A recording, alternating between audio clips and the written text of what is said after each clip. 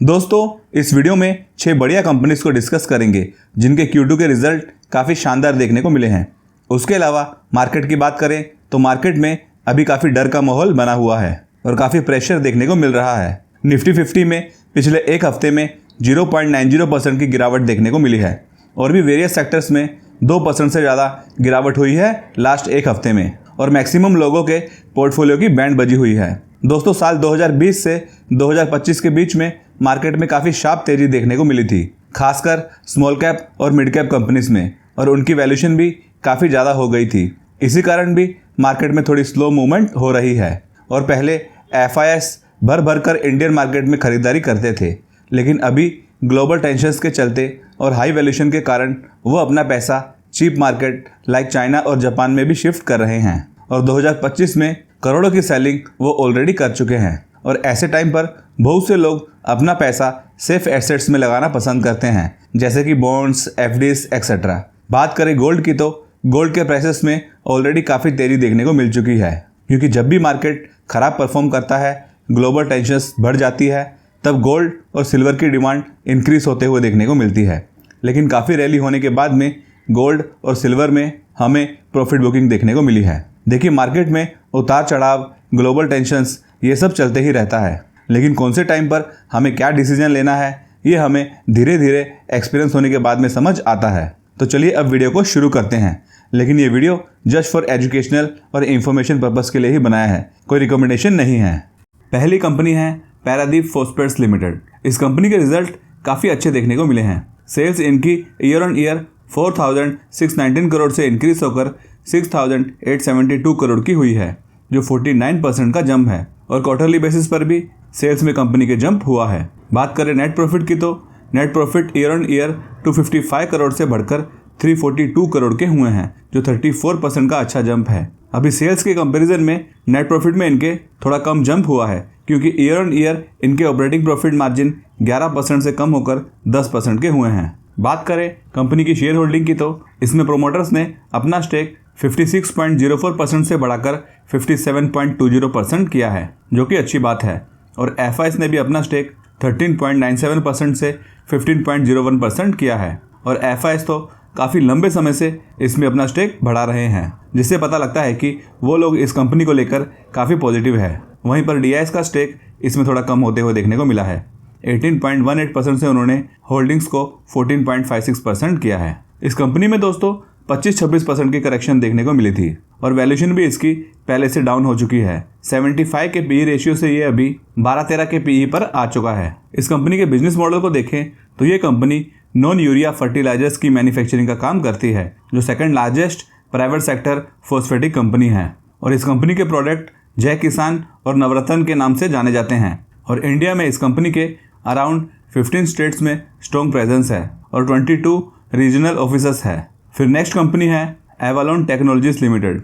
ये भी एक ग्रोइंग कंपनी में से एक है, जिसका बिजनेस काफ़ी फ्यूचर बेस्ड है। इस कंपनी ने भी अपने नंबर काफ़ी शानदार पोस्ट किए हैं। Sales year on year 275 crore से बढ़कर 382 करोड़ की हुई है, जो 39% का जंप है और EBITDA में 28% का जंप। बात करें नेट प्रॉफिट की तो नेट प्रॉफिट तो और भी बढ़िया देखने को मिले हैं, जो 43% का jump year on year basis पर हुआ है। 17.5 करोड़ से प्रॉफिट बढ़कर 25 करोड़ के हुए हैं, तो काफ़ी अच्छे नंबर इस कंपनी ने पोस्ट किए हैं। उसके अलावा इस कंपनी ने अपने डेब्ट भी पहले से कम किए हैं। 342 करोड़ से 209 करोड़, फिर 180 करोड़ और रिसेंटली 163 करोड़ के डेब्ट कंपनी को देखने को मिल रहे हैं और इनके रिजर्व्स में लगातार इंक्रीज देखने को मिला है, जो कि पॉजिटिव पॉइंट है।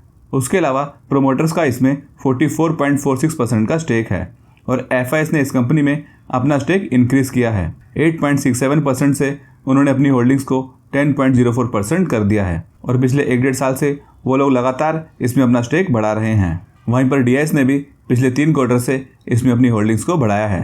17.32% से 22% किया था और रिसेंटली 22.84% होल्डिंग्स उन्होंने कर दी है। उसके अलावा इस कंपनी की वैल्यूएशन काफ़ी हाई पर देखने को मिली थी। 231 के PE रेशियो पर यह कंपनी देखने को मिलती थी, जो अभी इसका PE रेशियो 100 से नीचे आ चुका है, तो वैल्यूएशन इसकी भी पहले से कम हुई है।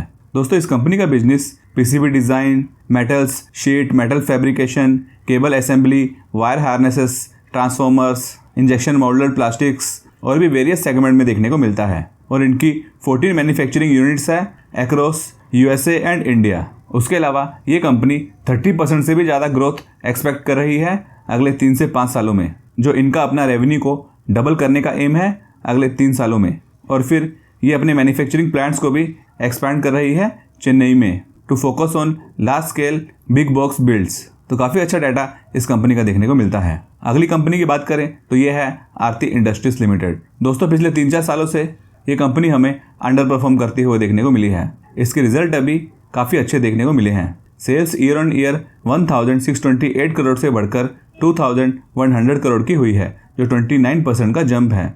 वहीं पर नेट प्रॉफिट में 68% का पॉजिटिव जंप है, जो 52 करोड़ से बढ़कर 106 करोड़ के प्रॉफिट हुए हैं। और ईपीएस में तो 104% का काफ़ी स्ट्रॉन्ग जंप हुआ है। और इस कंपनी के ऑपरेटिंग प्रॉफिट मार्जिन भी ईयर ऑन ईयर और क्वार्टर ऑन क्वार्टर इंक्रीज होते हुए देखने को मिले हैं, जो 14% के हुए हैं। दोस्तों ये कंपनी अपने ऑल टाइम हाई से काफ़ी ज़्यादा करेक्ट हो चुकी थी।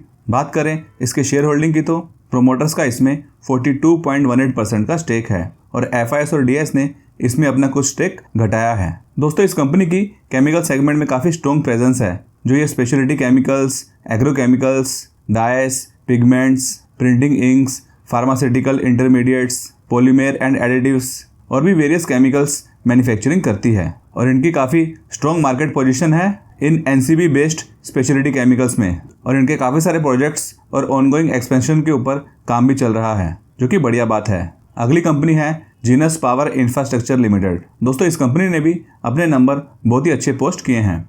Sales year on year 487 crore से बढ़कर 1149 करोड़ की हुई है और क्वार्टरली बेसिस पर भी सेल्स में कंपनी के जंप हुआ है। 136% का जंप ईयर ऑन ईयर हुआ है और ईबिटा में ईयर ऑन ईयर 188% का जंप, नेट प्रॉफिट में 75% और ईपीएस में 72%। तो काफ़ी पॉजिटिव नंबर इस कंपनी ने पोस्ट किए हैं। और ऑपरेटिंग प्रॉफिट मार्जिन भी लास्ट ईयर 17% के थे, जो अभी 20% के हुए हैं। 3% का जंप ऑपरेटिंग प्रॉफिट मार्जिन में हुआ है। बात करें शेयर होल्डिंग की तो प्रोमोटर्स का इसमें 39.36% का स्टेक है और एफआईएस ने अपना स्टेक 20.43% से कम करके 18.75% किया है और डीआईएस ने भी 3.67% से कम करके 3.35% किया है। तो उनके द्वारा प्रॉफिट बुकिंग होते हुए देखने को मिली है। दोस्तों इस कंपनी का स्टॉक अपने 52 वीक हाई से 23-24% तक करेक्ट हो गया था। और इसकी वैल्यूएशन की बात करें तो 2 साल पहले इसका पीई रेशियो 173 पर हुआ करता था, जो अभी 20 के लेवल्स पर आ गया है। तो पीई रेशियो में इनके काफ़ी कमी देखने को मिली है। दोस्तों ये कंपनी मीटरिंग सॉल्यूशंस प्रोवाइड करती है and undertaking engineering, construction and contracts on A turn की बेसिस। और इनका ऑर्डर बुक काफ़ी स्ट्रॉन्ग है, जो 28,758 करोड़ का है और इन्होंने $49.5 मिलियन का लोन भी सिक्योर्ड किया है from the US international development finance corporation for their business growth. और फिर इस कंपनी का फाइनेंशियल ईयर 2026 में 4,000 करोड़ से ज़्यादा रेवेन्यू का एम है, जो फाइनेंशियल ईयर 2027 तक 6,000 करोड़ होने का फोकस है। तो अच्छे पैरामीटर्स इस कंपनी के भी शो हो रहे हैं।